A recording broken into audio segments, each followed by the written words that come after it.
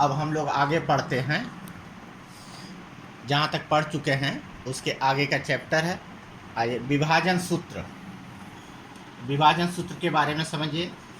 विभाजन सूत्र में एक आंतरिक विभाजन होता है, दूसरा बाह्य विभाजन होता है। इसमें मान लीजिए कि यदि कोई दो बिंदु आपको दिया हुआ है, एक बिंदु A है, एक बिंदु B है। बिंदु A के निर्देशांक x1 y1 है तथा बिंदु B के निर्देशांक x2 y2 है। बिंदु A को जब हम B से मिलाएंगे तो एक रेखाखंड हमें AB प्राप्त होगा। AB एक रेखाखंड प्राप्त होता है। अगर उस पर हम जो है कोई बिंदु P लेते हैं तो यह रेखाखंड को दो भागों में विभक्त करता है। यह बराबर भी हो सकता है, यह एक संबंधे 2 के अनुपात में भी हो सकता है, 2 संबंधे 3 के अनुपात में हो सकता है। अर्थात किसी भी अनुपात में यह बिंदु P हमें इस रेखाखंड को दो भागों में विभक्त करेगा। तो उसे हमने मान लिया कि पहला भाग M1 AP equals to M1 और PB या BP इक्वल टू M2। इसे दो भागों में विभक्त किया, अर्थात दो रेशियो में मिला हमें। AP या PA संबंध आपका अनुपात PB अर्थात M1 संबंधे M2, अर्थात दो भागों में विभक्त हो गया। यानी AP संबंधे BP लिखिए या BP लिखिए या PB लिखिए, बात एक ही है। वह M1 संबंधे M2 दो भागों में विभक्त हो गया ये। अब आइए, दो बिंदु आपने ले लिया था, तो अब इसी प्रकार से इसका M1 संबंधे M2 के अनुपात में आंतरिक या अंतः विभाजन भी इसे शॉर्ट में कहते हैं। आंतरिक विभाजन कहिए, कभी कभी क्वेश्चन में अंतः विभाजन भी आता है। इंग्लिश में इंटरनल डिवीजन कहते हैं। तो आंतरिक रूप में विभाजित करने वाले बिंदु P, जो यहाँ बिंदु P है, हमने कैपिटल XY से दिखाया, अब स्मॉल xy भी दिखा सकते हैं।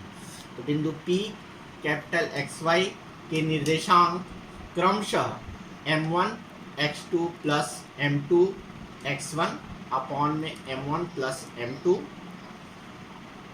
दूसरा हो जाएगा y के निर्देशांक M1 y2 plus M2 y1 upon में M1 M2।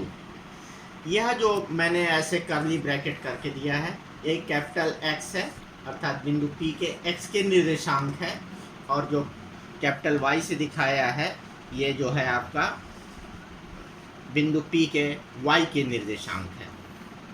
अब यहाँ ध्यान देंगे, इसे याद करने के लिए जैसे बता रहा हूँ इस पर विशेष ध्यान देंगे, क्योंकि ऐसे तो आप M1 x2 plus M2 x1 upon M1 plus M2 M1 y2 plus M2 y1 upon M1 plus M2 याद करेंगे, फिर थोड़ा देर में ये भूल जाएगा।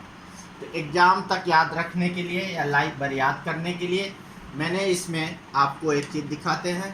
इसे लिखिए आप mx प्लस mx लिख लिया अपॉन में m प्लस m। तो ऊपर देखें आप mx plus mx plus mx लिखा अपॉन में m1 प्लस m2 या m प्लस m भी लिख लिया। तो यहाँ देखिए 12 1 2 यानी कि 12, और यहाँ इसका उल्टा है 21 2 1। तो आप जो है इसको 12 21 लिख लेंगे बटे में 12। उसी तरह से y भी my प्लस my अपॉन में m प्लस m, अर्थात इसको भी लिखेंगे आप उसी तरह से 12 और 21 यानी कि 1 2 और 2 1।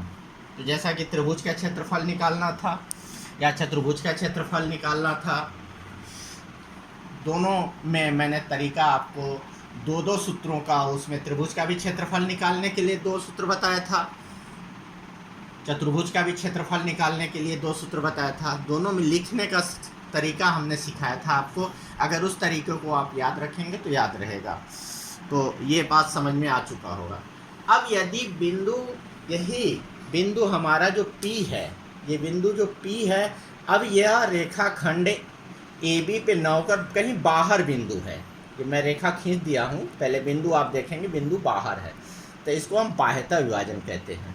तो आप आगे की तरफ इसको बढ़ा देते हैं, तो ये बी पी को मिलाया है। उसी तरह बिंदु के निर्देशांक पी बिंदु के एक्स, कैपिटल एक्स और वाई है। ये अंतः और बाह्यता में अंतर आप समझ लेंगे।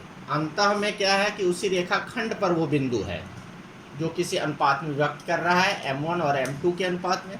यहाँ बाह्यता विभक्त कर रहा है, तो बाह्यता में क्या हो जाएगा कि a से p तक का डिस्टेंस पहले लेंगे m1, और इसके बाद b से p तक का डिस्टेंस लेंगे m2, और इसमें आपका AP इक्वल्स टू m1 है और BP इक्वल टू आपका m2 है। तो ये बाह्यता में थोड़ा दूसरा कंडीशन है। तो बातें सब उसी तरह से है, ध्यान ये रखना है आपको कि जो चिन्ह इसमें मैंने प्लस में बताया है, सेम इसमें जो है माइनस हो जाता है, लेकिन यह आपके कोर्स के बाहर है। यह क्या है, ये आपके कोर्स के बाहर है। मैं कहीं से क्वेश्चन कोई पूछ दिया तो आप जानते रहिए 11th क्लास में आप जाएंगे तब इसको पढ़ाया जाएगा, इसलिए इसे बहुत नहीं समझा रहा हूँ। सूत्र बिल्कुल समान है जैसा कि आपने पहला वाला अंतर विभाजन का देखा है। आइए, जो दूसरा आपके कोर्स में है, रेखाखंड के मध्य बिंदु के निर्देशांक। अगर इस रेखाखंड को हम कहें बराबर दो भागों में बांट दीजिए, तो मैंने तीसरा चित्र जो बनाया है इसमें एक बिंदु x1 y1 लिया, दूसरा बिंदु हमारा b x2 y2 है। अब यहाँ जो बिंदु P है यह मध्य बिंदु है, अर्थात बीचों बीच है, बराबर है। अर्थात कहने का मतलब है कि m1 m2 में विभक्त हुआ है, लेकिन m1 इक्वल्स टू m2 है। अर्थात आप कह सकते हैं कि बराबर है, अर्थात एक संबंधी एक के अनुपात में है। जब बराबर होगा तो सूत्र में आप जब मान रख देंगे, इसी सूत्र से ही इसकी उत्पत्ति हुई है, तो इसमें सूत्र में मान रख देंगे m1 m2 दोनों की जगह 1 1 हो जाएगा। तो इस हिसाब से सूत्र आपका बन जाता है x1 प्लस x2 अपॉन में 2 और y1 प्लस y2 अपॉन में 2। यहाँ पर आपका ये मध्य बिंदु का निर्देशांक है, याद रखेंगे कि मध्य बिंदु का जब निर्देशांक पूछेगा तो उसी तरह से नहीं है 12 21 की तरह, याद रखेंगे कि x1 प्लस x2 अपॉन में 2 है, y1 प्लस y2 अपॉन में 2 है। यहाँ m1 m2 1 1 रखने से यहाँ 2 हो जाता है। तो 12 21 भी आप लिख देंगे तो भी वही आएगा, x1 प्लस x2 और y2 प्लस y1 कहिए या y1 प्लस y2 कहिए। तो सीधा सीधा इसको याद रख लीजिएगा, बहुत सरल सूत्र है ये। x1 प्लस x2 अपॉन में 2, दूसरा आपका पॉइंट y का हो जाएगा निर्देशांक y1 प्लस y2 अपॉन 2। यह मध्य बिंदु का निर्देशांक है। अब इस पर हम आधारित सवाल को नेक्स्ट वीडियो में देखेंगे।